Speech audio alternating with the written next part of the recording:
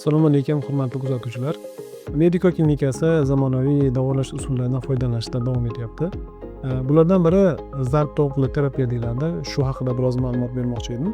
Bizning klinikamizda zarb tovuqli terapiyada foydalanadigan maxsus apparat mavjud va biz undan foydalanyapmiz. Demak, zarb tovuqli terapiya bu zamonaviy noinvaziv, nooperativ usullardan biri bo'lib, maxsus yuqori energiyali akustik to'lqinlar yordamida shikastlangan joylarda davolash uchun ishlatiladi. Zarb to'lqinlarni asosiy mohiyati shikastlangan joyda qon aylanishini yaxshilaydi, og'riqlarni kamaytiradi va paydo bo'lgan ortiqcha moddalarni parchalab tanadan chiqarib ketishiga yordam beradi.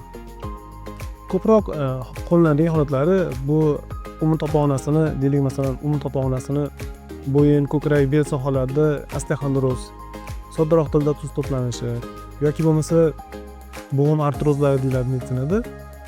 Xalq tilida tuz bo'g'imlarga tuz yig'ilishi.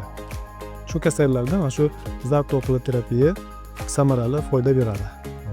Jumladan bemorlarda ko'proq bezovta qiladigan holat bu tovon shporasi deyiladi. Ya'ni tovon sohasiga ortiqcha moddalar, tuzlarni yig'ilishi. Mana shu tovon shporasida paydo bo'lgan yig'ilgan tuzlarni parchalash, tarqatib yuborishda zarb tovuqli terapiyani samarasi juda ham yaxshi.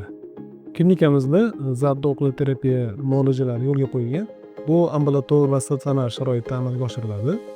Zarb tovuqli terapiyada davolanish kursi odatda 10 ta seansdan iborat bo'ladi.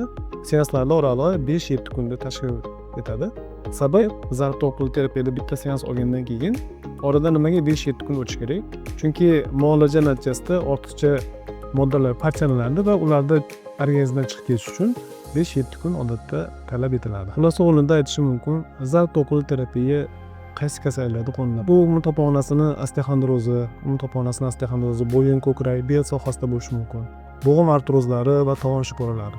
Mana shu kasallarda zarb tovuqli terapiyani foydasi ancha samarali bo'lishi mumkin. Agar sizlarda shu muammolar bo'lsa, bizga klinikamizga murojaat qilishingiz mumkin. Qabulxonada sizlarga batafsil ma'lumot berishadi. E'tiborlaringiz uchun rahmat.